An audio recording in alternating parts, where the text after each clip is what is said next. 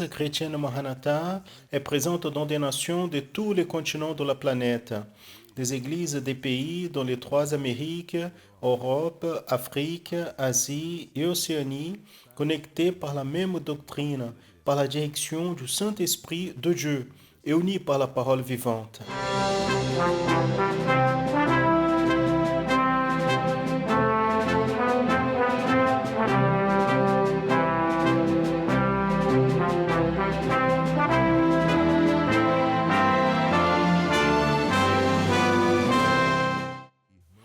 Des frères et sœurs de toutes les parties du monde participent d'un même culte, ensemble, dans un même corps et dans un même esprit. À travers le système de transmission, les membres de l'Église chrétienne Maranatha de toute la planète vivent un moment d'unité et de communion, comme l'ont vécu les Hébreux à leur sortie d'Égypte et les disciples avec le Seigneur Jésus à la veille de sa mort à la croix du Calvaire. Des personnes de toutes les parties du monde sont touchées par l'évangile éternel et par le message du retour imminent du Seigneur Jésus.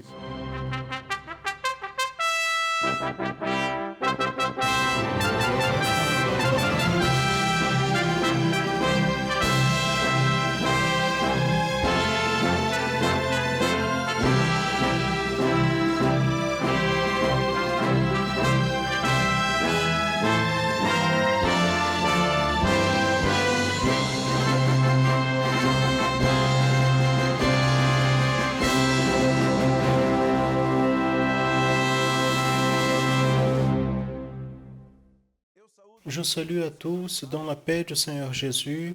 Nous commençons cette rencontre hebdomadaire que nous avons avec vous, un programme produit par l'Église chrétienne Maranatha, le programme en annonçant l'Évangile éternel. Ce contenu qui est préparé avec tout le soin est spécialement pour vous et pour toute votre famille. Vous savez ce que signifie le mot Maranatha?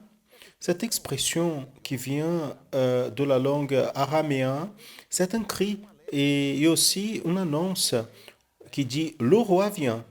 Et le message biblique pointe vers un moment qui est attendu par l'Église de Christ, le retour glorieux du Seigneur Jésus et l'enlèvement de l'Église. Mais la parole de Dieu aussi dit qu'il est nécessaire que chacun de nous soit prêt pour ce moment et pour vivre l'éternité avec Dieu. Encore, en exploitant le contenu prophétique que nous retrouvons, la parabole connue comme la parabole des vierges, vous allez comprendre aujourd'hui sur la vigilance dans ce temps prophétique. Dans le volet des sons du Manaïm, les pasteurs Daniel Moreira et Serge Souza vont aborder cette thématique et expliquer à vous ce que la Bible enseigne par rapport à la préparation pour l'enlèvement. Juste après le volet organisation et méthode, le sujet de la professeure Monica Medici sera le développement humain. Dans l'encyclique, la professeure Janine Zumak va nous enseigner comment faire la percussion de la longe dans l'Express Nous Voyageons. Et dans l'étude pour les enfants intermédiaires et adolescents, la professeure Ruben Barreto, dans la thématique de la famille, va aborder un sujet, le pouvoir de Jésus, au milieu de la famille. Assistez maintenant le volet Les sons du Manaïm.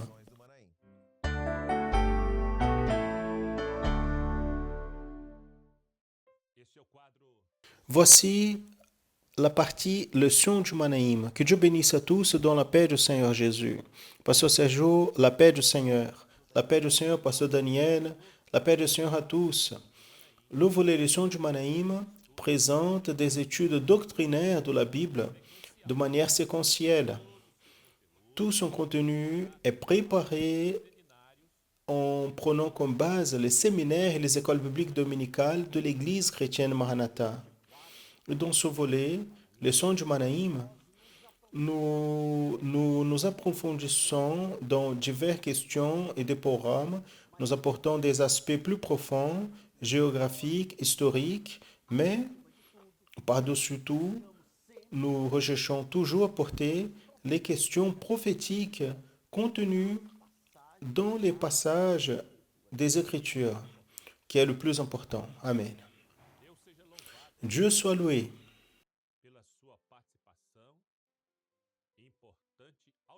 Pour votre participation et importante audience. Nous avons reçu des divers messages avec des témoignages et commentaires sur la programmation. Et vous aussi, vous pouvez participer. Vous voyez ce QR code à l'écran de votre appareil pour interagir avec la programmation. Ouvrez l'appareil photo de votre smartphone et pointez ce code. Vous allez être redirigé vers un numéro WhatsApp à travers lequel vous pouvez nous envoyer un message. Nous allons citer quelques messages reçus dans les dernières semaines, ces jours. Une de ces messages est venu de Moriaé, État du Minas Gerais, envoyé par David Prado, qui nous a écrit la formation avec les études claires, profondes et révélées nous amène à la compréhension de ce qui est prophétique en transmettant la précieuse parole de Dieu à tous les cœurs. Vicente Paulo Moreira, de Itabira, Minas Gerais, a écrit le programme en annonçant l'évangile éternel a apporté la lumière et la vie pour moi et est de grande importance pour ma vie spirituelle, car j'ai devenu plus dépendant de la parole de Dieu. Gloire au nom du Seigneur. Et le sujet d'aujourd'hui, la thématique est la vigilance dans ce temps prophétique. Qu'est-ce que c'est? Et ça, c'est très important, depuis le début, déjà souligner cela, que cette vigilance dans ce temps prophétique, beaucoup plus qu'un besoin, est un prérequis ou une position indispensable pour tous ceux qui veulent être bénis, qui souhaitent être dans la présence de Dieu, qui croient en Jésus, ils veulent la vie éternelle, le salut. Sans communion avec le Saint-Esprit et avec l'Église, l'homme, il peut même fréquenter une Église, être religieux, mais il n'aura pas le salut.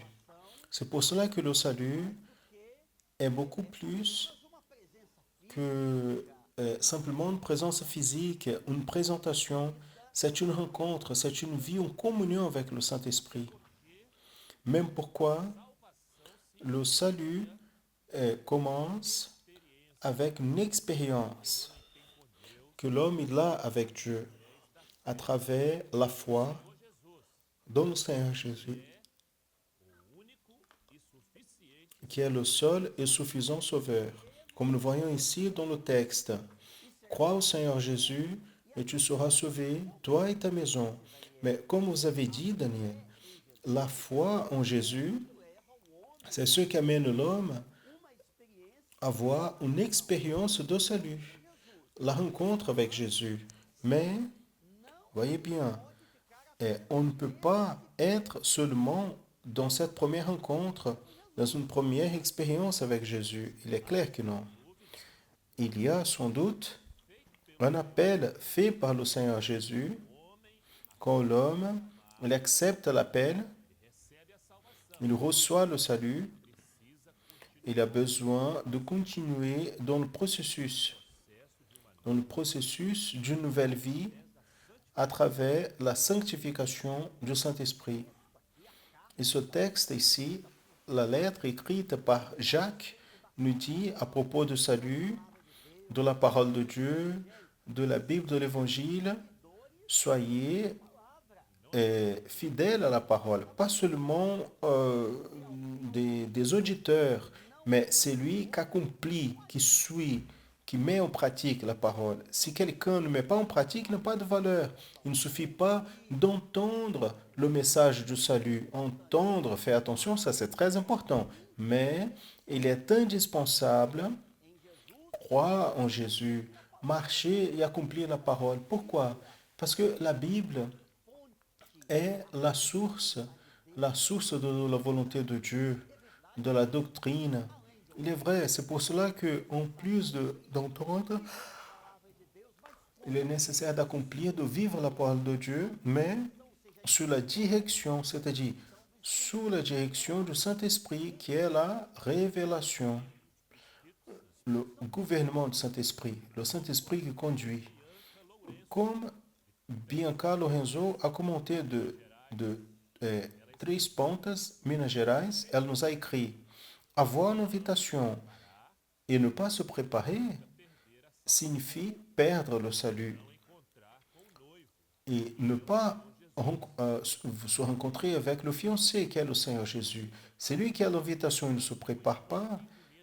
Il a une compréhension équivoquée qu'une fois sauvé, sauvé pour toujours. Mais le salut est un processus, une préparation journalière. Nous pouvons même dire, Daniel, sur ce processus dans, le- dans lequel consiste le salut, en utilisant même, Daniel, ce volet et ce texte ici de 1 Pierre, chapitre 1, verset 2. C'est un texte très clair, il ne laisse aucun doute en montrant que le salut, d'abord, c'est une élection du Père élu selon la préscience de Dieu le Père, la souveraineté de Dieu. Il y a l'appel qui est à travers du Seigneur Jésus, c'est une rencontre, une expérience. Et après, il y a le processus. Le texte dit en sanctification du Saint-Esprit. Sanctification veut dire obéissance. euh, vous avez dit un peu être gouverné par le Saint-Esprit, dirigé. Et combien de temps ce processus peut durer, Daniel? Jusqu'à quand il va? Jusqu'à la rencontre avec Dieu à l'éternité, le retour de Jésus ou la mort. Ce qui va se passer d'abord. Donc l'homme étant élu par le Père, appelé par le Fils, il doit passer à vivre dans le processus de sanctification et transformation à travers de l'action glorieuse du Saint-Esprit de Dieu. Le chrétien, c'est lui qui a cru, il a accepté et souhaite la bénédiction de Dieu. Il a besoin, il est nécessaire, il est fondamental vivre en obéissance. Vivre en obéissance est vivre sous l'aspersion, le versement du sang de Jésus, qui est son Saint-Esprit. C'est lui qui vit cette opération glorieuse du Saint-Esprit, l'œuvre du Saint-Esprit, c'est lui, il a le salut. Il est dans le processus de salut en marchant vers la rencontre avec le Seigneur Jésus. Car tout dans le salut est dynamique, Sergio, rien n'est statique. La thématique de la promotion d'aujourd'hui, est la vigilance dans ce temps prophétique. Mais qu'est-ce que c'est ce temps prophétique? Qu'est-ce qu'il signifie? Comment nous pouvons affirmer que les jours actuels sont le temps prophétique cité dans la Bible? Avant d'entrer dans le besoin de vigilance, nous allons parler sur ce temps prophétique, Sergio. Amen. Et en rappelant que à l'époque du ministère du Seigneur Jésus, voici dans le livre d'Actes, chapitre 1er, il a affirmé, c'est cité ici dans la parole avec une promesse, qu'il reviendrait pour enlever ou chercher son Église. Voici, tel comme il a été reçu au ciel, il viendra, il viendra. Une fois qu'il est ressuscité, la Bible dit, le Seigneur Jésus est apparu, il a été avec ses apôtres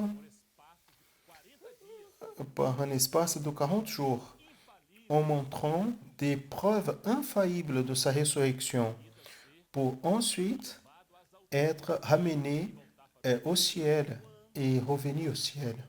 C'est quand dans ce verset qui parle de ce moment, les apôtres, ils ont regardé vers le haut. Jésus est monté au ciel. Et à ce moment, certainement, ils étaient étonnés, émerveillés.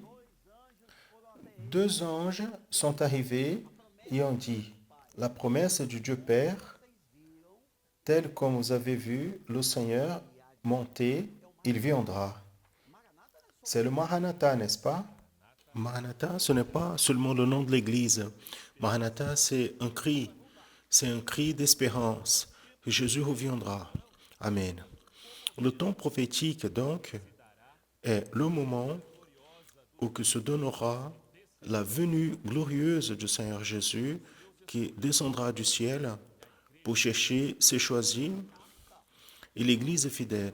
Comme il est écrit ici, dans la lettre que Paul a écrite aux Thessaloniciens, le même Seigneur descendra du ciel dans un jour glorieux. Mais nous allons revenir maintenant à la question que vous avez faite il y a quelques instants. Nous pouvons affirmer que nous vivons le moment prophétique qui précède la venue de Jésus. Plus, est-il possible bibliquement de confirmer de manière certaine que Jésus est aux portes et bientôt, très bientôt, reviendra pour chercher son Église? Oui, nous pouvons. Nous pouvons affirmer que nous sommes dans le temps prophétique de la venue du Seigneur Jésus. Il y a beaucoup d'informations bibliques à ce propos, mais du le temps, ou peu de temps que nous avons, nous allons aujourd'hui rester dans le chapitre 24 de Matthieu, que nous pouvons commencer ici à souligner le verset 3 de ce chapitre 24, qui a été une question que les disciples ont posée au Seigneur Jésus. Quel signe aura de ta venue? C'est-à-dire, la venue de Jésus, ce n'est pas une nouveauté, non, une autre chose. Il est clair qu'il y aurait des signes, il y aurait des avertissements, n'est-ce pas? C'est ce que dit la parole. La question, quel signe aura de ta venue? C'est-à-dire, l'Église, l'homme, il serait averti. Nous pouvons passer au verset 6, qui commence, Jésus répond, il parle des signes. C'est le Seigneur Jésus qui répond aux disciples. Vous entendrez parler de guerre, de rumeurs de guerre. La question est, voici, cela est en train de se passer, oui ou non? Oui. Et ce n'est pas aujourd'hui. Donc, c'est une réalité. Des guerres, rumeurs de guerre. Le verset 7 aussi, regardez ici. Nation contre nation, royaume contre royaume. Des famines. Mais ce mot ici, Daniel, maladie, des pandémies, des tremblements de terre dans plusieurs endroits. Tout cet ensemble, ce contexte, prouve, pour celui qui croit dans la parole de Dieu, que nous sommes en train de vivre le temps prophétique. Donc il est possible d'affirmer devant la parole de Dieu que, il est clair, aucun de nous est heureux avec la pandémie, avec la souffrance, non, absolument. Mais cela est un signe de plus, que Jésus est aux portes, des signes et avertissements. Il y a un verset aussi, verset 12, car l'iniquité va se multiplier et ainsi l'amour de beaucoup va se refroidir. Je pense que la froideur de l'amour commence à l'intérieur des maisons, n'est-ce pas, dans les familles, malheureusement. Des familles qui vont se désagréger, vont se défaire. Quelqu'un peut penser, mais c'est la modernité, ce sont des signes et avertissements. Ce temps prophétique qui précède le retour de Jésus. Et nous pouvons aussi citer le verset 14. L'évangile sera prêché dans tout le monde pour témoignage. Très important cette parole, témoignage. Cela ne signifie pas que tous vont accepter, mais il y aura le témoignage pour tous, qu'il y a un Dieu qui veut sauver. Et on n'a jamais parlé autant de Bible, de Jésus, de Dieu dans tout le monde. Très bien. Mais dans les dernières 2 semaines, nous avons parlé sur le sujet, mais en nous reportant à la parabole des 10 vierges. Ces 10 vierges, ce qui s'est passé avec elles, illustre le besoin de vigilance du chrétien, de l'Église, pour la venue de Jésus. Il y a la parabole, par-dessus tout, tournée vers le chrétien, pour celui qui a déjà eu une expérience avec le Seigneur. Peut-être a même descendu aux eaux, a été baptisé du Saint-Esprit, connaît la voix du Seigneur. Cette parabole des 10 vierges et ce sujet est très tourné vers ces personnes. Il est sérieux, important pour le moment prophétique actuel. Les 10 vierges devaient avoir les lampes pour participer de la fête. Les lampes allumées avec le feu et huile de réserve.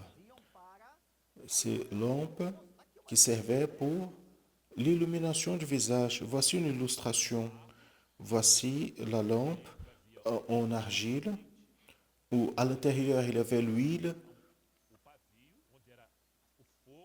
et on mettait donc le feu, allumer le feu. Donc c'était la lampe, il avait de la valeur, il avait une utilité si elle était remplie de l'huile et avec le feu. Maintenant, la semaine dernière, vous avez parlé sur le temps euh, approché qui prenait l'huile, le feu. Regardez la photo ici, elle était petite. On mettait dans la main. Donc elle durait 20-30 minutes. On devrait avoir donc la réserve pour se nourrir. Sinon, on était dans le noir, donc des lampes vides, sans utilité. En revenant à la parabole, on devrait avoir la lampe, les vierges devraient avoir la lampe, car quand le fiancé ou l'époux allait arriver, il pouvait identifier quelles étaient la lampe allumée qui montrait le visage illuminé par la lumière, le feu qui resplendissait, la lumière de la lampe identifiait qui elles étaient. Quand l'époux est arrivé à minuit, le moment qui est le plus sombre, les vierges folles, sans huile de réserve, sans feu, et avec les lampes vides, ont demandé, ouvre-nous la porte, c'est-à-dire le cri de ces 5 vierges folles, qui n'a pas eu l'effet, sera le même de ceux qui, même à l'intérieur des églises, en ayant peut-être, nous avons dit cela avec respect, nous ne voulons offendre personne, mais de voir la personne, elle semble être un chrétien en Jésus. C'est biblique, la parabole montre cela, mais n'a pas la lampe allumée. Et nous pouvons citer le commentaire, le message envoyé par Thaïs de Campina Grande à Paraíba, qui a dit Jésus fait l'invitation à tous pour les noces. La position des vierges sages était d'allumer les lampes et avec l'huile de réserve pour le jour de l'enlèvement. De l'autre côté, la position d'imprudence, du manque de préparation laisse l'homme dans les ténèbres. La porte de la grâce va se fermer définitivement. Il n'aura plus une deuxième chance. C'est intéressant la réponse qu'elle a eue. Le discernement, la révélation. Et apesar de l'insistance des 5 vierges folles, la porte, elle s'était déjà fermée. Il n'avait plus de temps pour entrer dans les noces de mariage. Et pour cela, l'époux a dit, je ne vous ne connais pas. Nous pouvons donc observer bien, dire le suivant, Dieu est amour. Il est amour pour donner ou pour aimer à ceux qu'il aime, pour donner la justice à ceux qu'il aime. Non pour ceux qui le rejettent, qui rejettent à Dieu. Sans la lampe, sans la lumière allumée, il n'y a pas moyen d'être identifié. Sans lampe allumée, sans le feu, sans la lumière, on n'entrera pas. Il ne va pas monter avec l'Église le jour de l'enlèvement. Et la parole de Dieu, la Bible, est claire. qu'à partir de l'enlèvement de l'Église, la période de la grâce se termine. La porte, il n'existe pas une autre porte. Seulement le Seigneur Jésus. Il n'y aura pas une autre époque. Il y a un projet en développement, et ce projet, et il se termine. Et celui qui ne veut pas entendre le Saint-Esprit, il va rester dehors du projet. Les vierges folles, prophétiquement, sont la figure de l'homme qui a été invité pour les noces, c'est-à-dire a eu une expérience de salut avec le Seigneur Jésus. Mais cet homme qui a connu, qui a été dans la présence de Dieu, a laissé le Saint-Esprit et a méprisé la bénédiction, n'a pas donné de la valeur. C'est comme se trouve ici dans le texte. Ce n'est pas n'importe qui me dit Seigneur, Seigneur, entrera dans le royaume des cieux. Il ne suffit pas d'avoir la lampe. Il sait ce que les vierges folles ont crié Seigneur, ouvre-nous. Il a répondu Je ne vous connais pas. Il faut voir le feu. Ceci est le chrétien qui ne se prépare pas, qui ne prête pas attention à l'invitation du Père, qui a perdu la révélation, le Saint-Esprit et l'identité avec le salut et avec ce qui est éternel, en se laissant dominer par les choses de la terre et par le péché. Vous voyez le message de José Renato de Roy Farias. Il est diacre à Belo Horizonte, Minas Gerais. Il a dit, dans la parabole, les folles représentent ceux qui cherchent Jésus seulement pour cette vie de la terre. Mais les prudentes pointent vers le prophétique, c'est-à-dire l'éternité. Et l'homme, il ne comprend le projet de Dieu s'il a la lumière, qui est la révélation.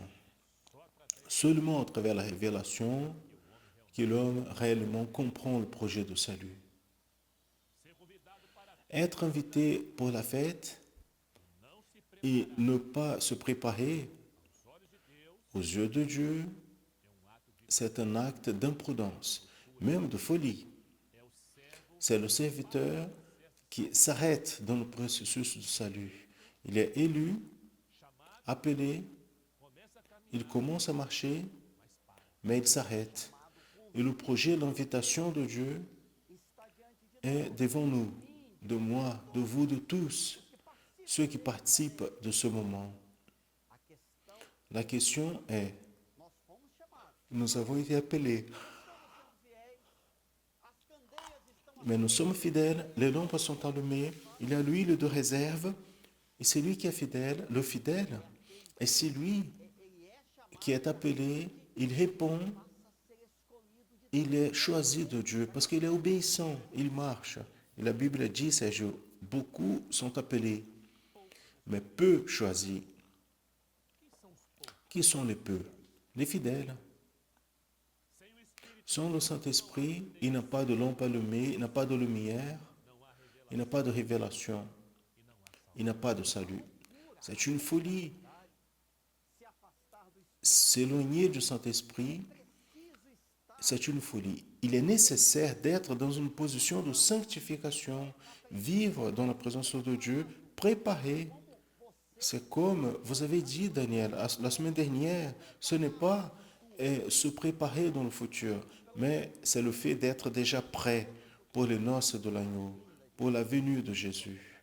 Le livre de l'Apocalypse dit que la fiancée, l'épouse, elle s'est déjà préparée. Elle ne va pas se préparer, elle est déjà prête. Amen. Tel comme a commenté Luiz Rocha de Jacupiranga, São Paulo, l'invite à tous, sans exception. Le prix pour l'accès des noces a été payé avec une grande valeur.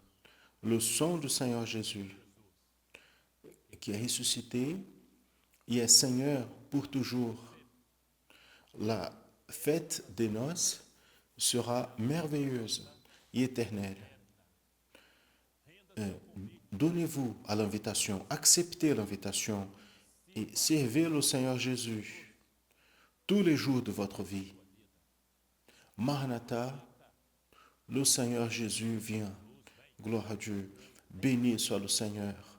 En rappelant que l'école biblique du dimanche dominical de l'Église chrétienne Maranatha se passe tous les dimanches à 10 heures du matin par notre canal YouTube.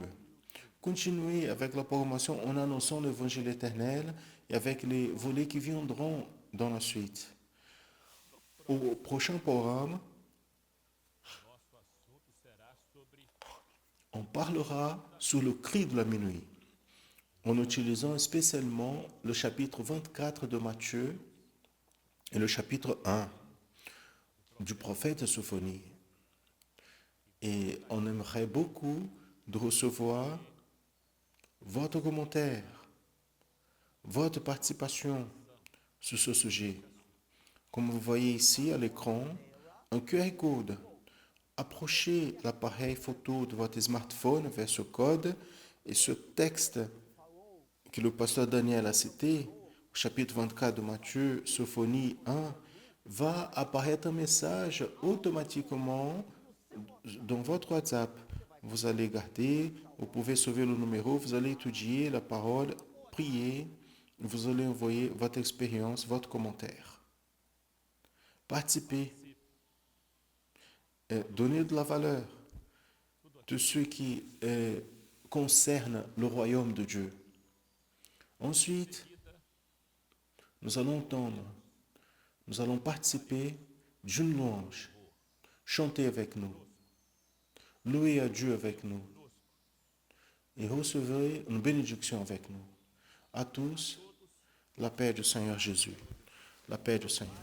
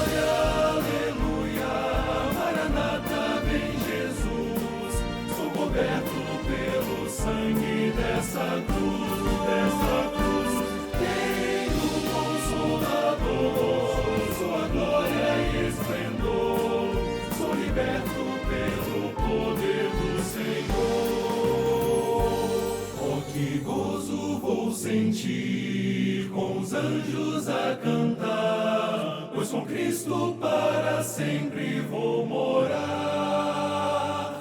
Oh, que gozo vou sentir com os anjos a cantar, pois com Cristo para sempre vou morar. Oh, glória, aleluia, Maranata, vem Jesus, sou coberto pelo sangue dessa cruz, tenho um Consolador, sua glória e esplendor, sou liberto pelo poder do Senhor.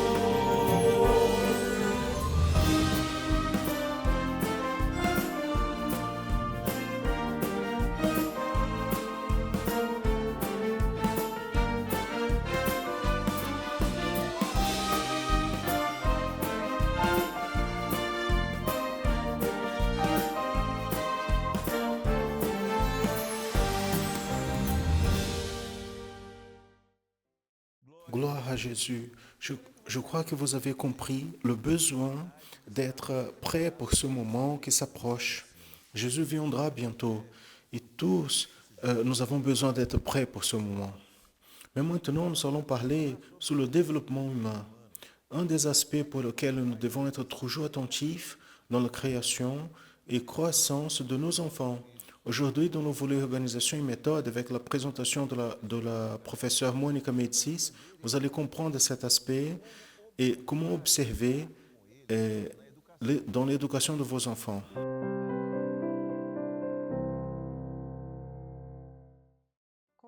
Nous saluons à tous dans la paix du Seigneur Jésus. Les épisodes présentés jusqu'à présent ont concerné les routines collaboratives. À partir de cet épisode, nous allons parler sur l'apprentissage du développement humain, afin que nous, parents et responsables, à partir de ces connaissances, nous puissions contribuer avec des manières de stimuler nos fils et filles pour qu'ils se développent. Les sciences humaines pointent que sans apprentissage n'a pas de développement. Cette compréhension, l'histoire nous montre que faisait partie de la culture des Juifs. Les parents avaient un objectif que leurs enfants deviennent des rabbins. Les enfants avec 6 ans d'âge commençaient les études de la Torah et encore adolescents à 14 ans, ils connaissaient déjà tout l'Ancien Testament et passaient à faire partie de l'élite intellectuelle à côté du rabbin. Jésus a été un de ces apprentis. Nous pouvons confirmer cela dans l'évangile de Luc, chapitre 2, versets 46 et 47, quand il a été retrouvé dans le temple parmi les maîtres. Mais Jésus, il n'a pas suivi les pas d'aucun rabbin, car Dieu l'avait déjà choisi pour venir au monde pour être maître de l'humanité. Et a été cette relation d'enseignement qu'a développée avec ceux qui le suivaient. Celui-là, c'est l'invitation que nous faisons pour vous, pères, mères responsables. Enseigner tel comme Jésus a enseigné. Mais c'est quoi le développement humain? C'est un processus de changement et établissement de développement physique, mental et psychique qui se passe le long du cycle humain, depuis la conception jusqu'à la fin de notre vie. Mais dans le contexte des changements des stabilités, nous tous nous présentons des standards qui sont communs aux êtres humains, liés au développement physique, mental, psychosocial. Le développement physique fait référence au développement du corps et cerveau, nos capacités motrices et ce sont réels, c'est l'expression humaine qui se passe à travers les mouvements. Nous ne prêtons pas beaucoup attention aux mouvements des enfants, mais ils nous révèlent qui sont, ce qu'ils sentent, ce qu'ils pensent. Et avec cela, elles prennent conscience de soi-même, des parties qui composent leur corps et les possibilités de chacune d'elles. Et ce rapport corps, pensée, émotion qui la rend capable pour l'apprentissage. Pour cela, en pensant les mouvements comme des composants essentiels de la formation humaine, nous pouvons élargir, qualifier les gestes et mouvements des enfants en les aidant à sentir mieux leur corps et les diriger dans le corps et dans l'espace. Le développement mental fait référence au développement des fonctions psychologiques supérieures et la forme de structurer la pensée. Ce développement est déterminé par des facteurs génétiques et facteurs historiques et culturels. Tout d'abord, il se passe dans le social entre les personnes.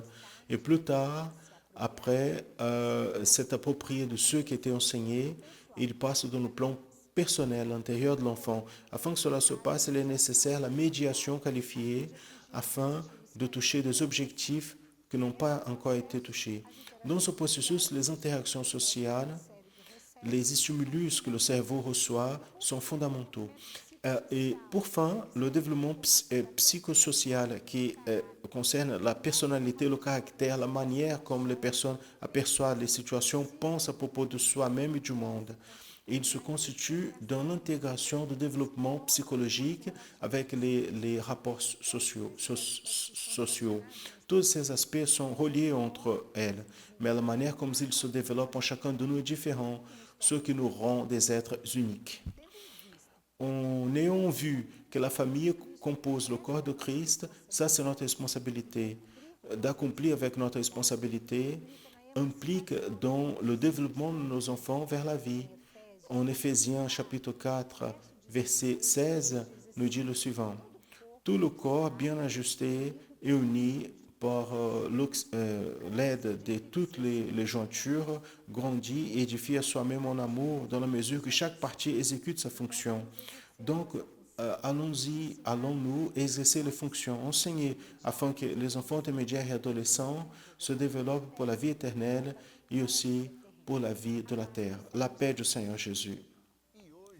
Et aujourd'hui, c'est jour de percussion ici dans la formation en annonçant l'évangile éternel. Et le professeur Janaïne va enseigner correctement comment faire la percussion de la louange dans l'Express Nous Voyageons.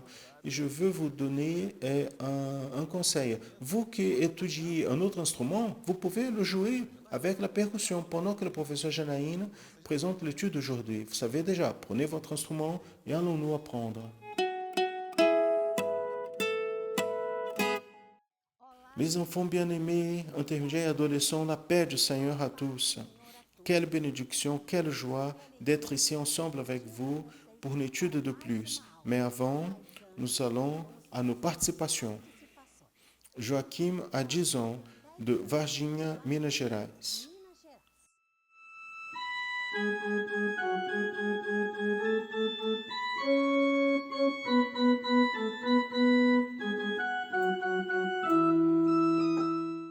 Rebecca Emanuele a 9 ans, de Divinopolis, Minas Gerais.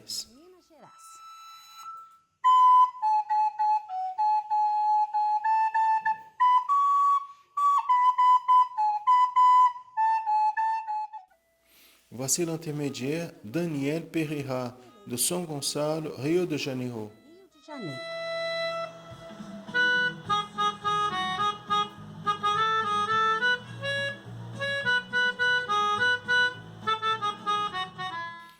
Voici Renata Cristina, do Grupo d'Accessibilité do Governador Valadares, dans l'État de Minas Gerais.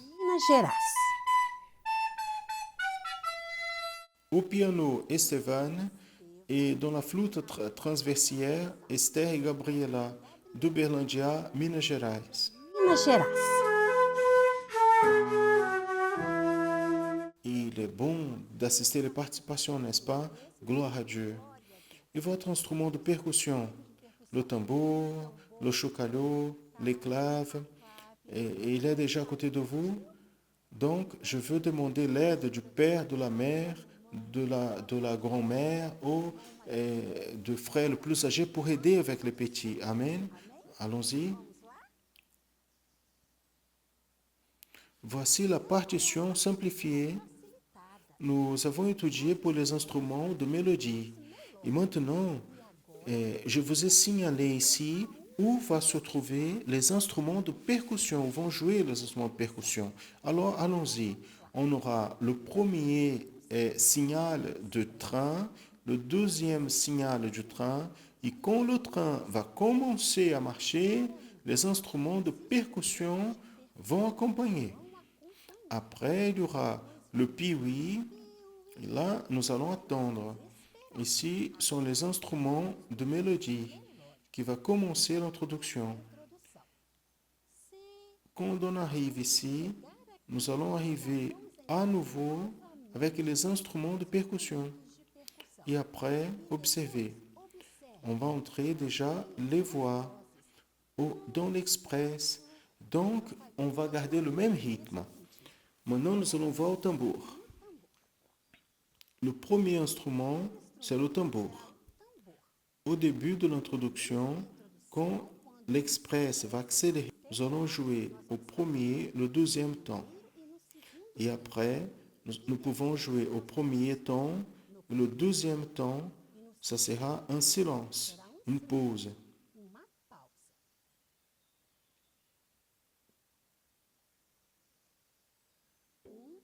Ou le deuxième rythme.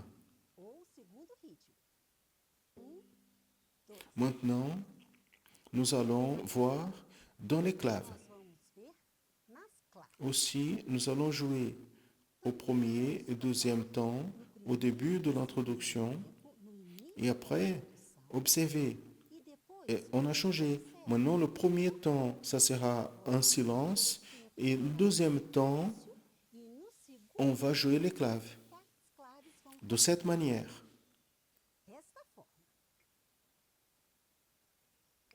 Et aussi, on peut.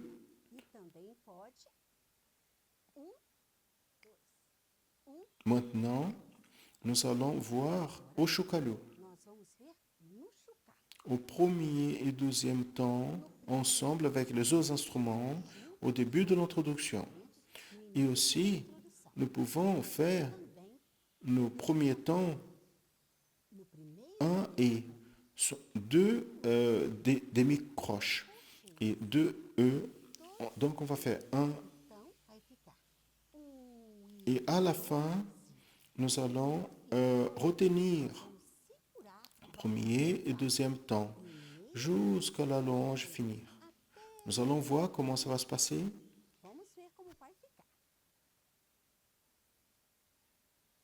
Ou alors, nous pouvons faire. Et à la fin de la louange, jusqu'à la fin de la louange. Maintenant, à la demi-lune. Ensemble dans l'introduction, 1, 2. On joue dans le premier et deuxième temps. Aussi, on peut ici jouer au premier temps et dans le deuxième temps un silence avec une pause. Et à la fin, ensemble avec le chocalho, la demi-lune va retenir le premier et deuxième temps jusqu'à la fin de la louange. Nous allons voir comment on va se faire.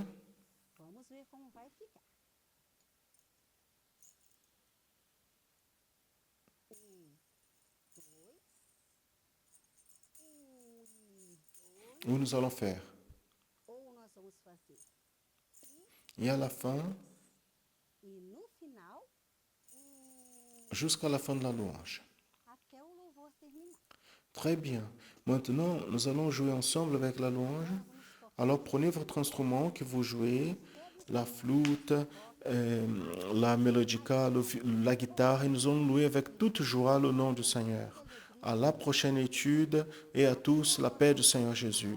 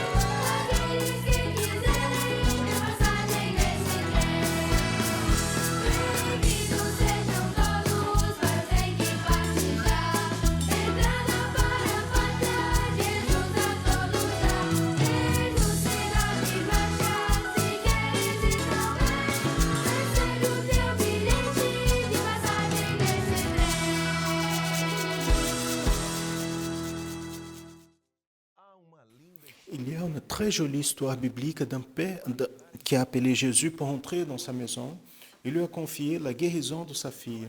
Cette histoire est connue comme la fille de Jairus. C'était une expérience marquante pour Jairus, pour sa fille, toute sa famille.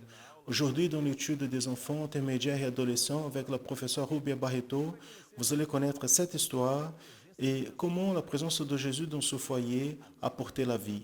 Minha casa firme está. Je salue nos enfants, intermédiaires, adolescents et à tous qui nous assistent dans la paix du Seigneur Jésus. Ce mois, nous sommes en train de prier pour nos familles. Et la Bible nous dit plusieurs miracles que Jésus a opérés parmi les familles quand il est venu ici dans ce monde. Aujourd'hui, nous allons voir ce que le Seigneur a opéré dans la famille de Jairus. Pour cela, nous allons lire un texte qui se trouve en Marc chapitre 5, versets 41 et 42.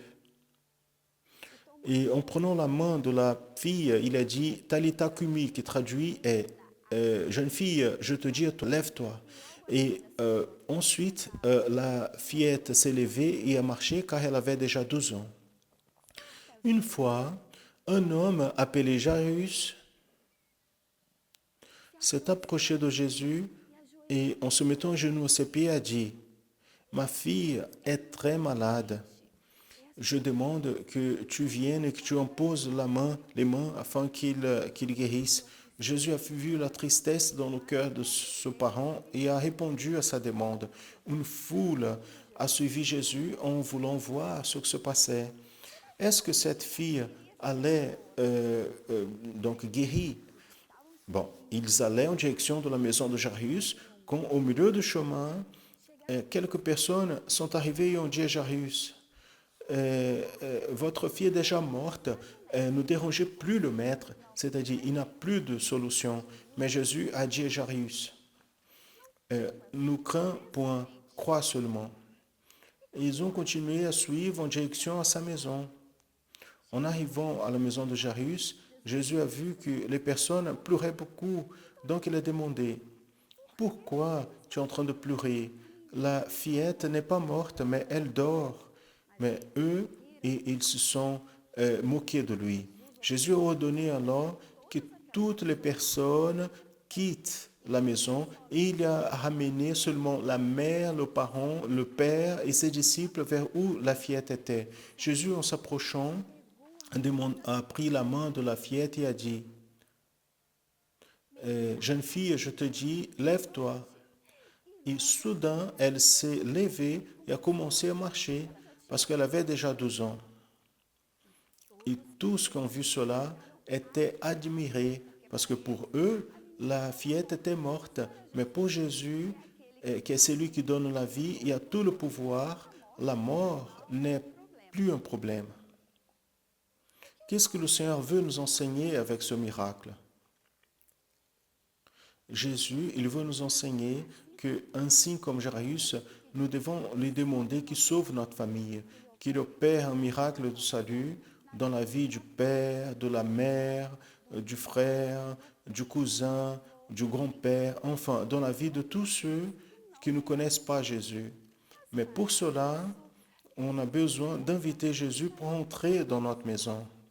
Vous avez déjà invité Jésus pour entrer dans votre maison, pour être avec votre famille? Faites cela. Crois au pouvoir de la parole de Jésus et vous allez voir ce qu'il va faire de votre vie et de votre famille. Où Jésus se trouve présent, il y a le pardon, il y a la restauration, il y a le renouvellement, il y a la joie, la paix, la délivrance, le salut. Plusieurs fois, nous faisons face à des problèmes qui semblent ne pas avoir des sorties. C'est le parent qui a perdu un travail, quelqu'un qui est malade, on n'arrive pas à accompagner les activités de l'école, des membres de la famille qui ne connaissent pas le Seigneur et beaucoup d'autres choses. Qu'est-ce qu'on fait? Jésus nous enseigne, ne craignez point, mais croyez seulement. Quand Jésus il est entré dans la maison, la fillette était morte, mais elle est revenue à la vie. À travers le salut en Jésus, l'homme, il quitte la mort éternelle vers la vie éternelle. Où Jésus est présent, il n'y a pas de mort. Dans ce mois en spécial, nous sommes en train de prier pour nos familles. Jésus il va entrer dans notre maison, dans notre vie, dans notre famille, afin de nous bénir. Et il fait le plus grand miracle de tous. Vous savez lequel? c'est le salut. Nous allons nous confier en Jésus. Avec Jésus dans notre maison, il n'y a rien à craindre. Amen. À tous, la paix du Seigneur.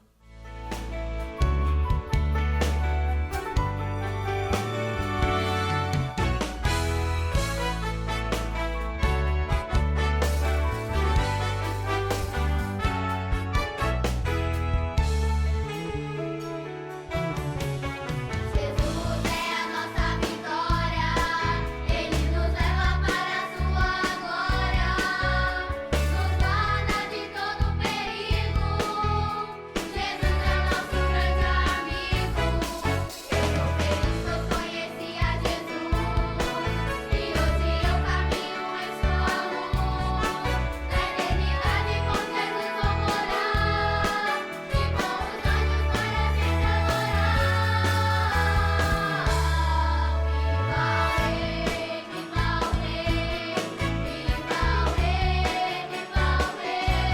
o Rei, viva o Rei, viva o Rei, viva o Rei Jesus, viva o Rei Jesus. Alors, vous avez aimé la programmation d'aujourd'hui? Alors, prenez contact avec nous. La programmation d'annonçant l'évangile éternel est complètement interactive. Vous pouvez, vous devez participer en nous disant quelle est l'importance de cette programmation pour votre vie. Il suffit de pointer l'appareil photo de votre smartphone vers le code qui apparaît à l'écran et parler sur les différentes parties de cette programmation, ce que vous avez le plus aimé. Vous avez un doute, envoyez un message et nous allons faire suivre au présentateur. Il sera très bien de connaître votre opinion. Accédez aussi au canal de l'Église chrétienne Maranatha sur YouTube.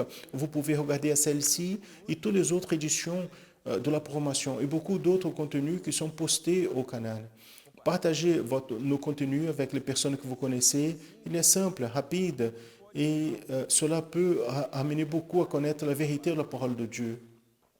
Mais maintenant, je m'adresse à vous. Vous qui avez assisté à cette programmation, a été touché par le message qui a été transmis à travers lui. À vous qui avez reçu une bénédiction, parce que ça c'est l'objectif de cette programmation, que vous ayez une expérience avec Dieu. Si vous habitez au Brésil, nous avons un canal direct pour vous répondre. Appelez gratuitement à n'importe quelle heure de la jour ou nuit à ce numéro exclusif pour répondre à ceux qui ne sont pas membres de l'Église chrétienne Maranatha, mais qui ont besoin d'une parole de la part du Seigneur et même d'une prière. Et n'oubliez pas de nous suivre dans les réseaux sociaux, télécharger les applications de la radio gratuitement, connaître mieux nos plateformes numériques, accompagner notre agenda hebdomadaire publié tous les lundis. Et une suggestion, dans l'application de Radio Manaim, vous écoutez de longe 24 heures par jour, vous pouvez assister et partager le podcast de messages. Et ainsi, nous arrivons à la fin de cette édition du programmation en annonçant le jour de l'éternel. Et n'oubliez pas, tous les dimanches à 10 heures du matin, vous assistez au canal YouTube de l'Église chrétienne Maranatha, l'école biblique dominicale. C'est une programmation qu'on ne peut pas perdre. La semaine prochaine, si le Seigneur nous permet, nous serons ensemble encore une fois à cette heure-ci pour une gestion de plus de la programmation en annonçant l'évangile éternel. Maranatha, le Seigneur Jésus vient.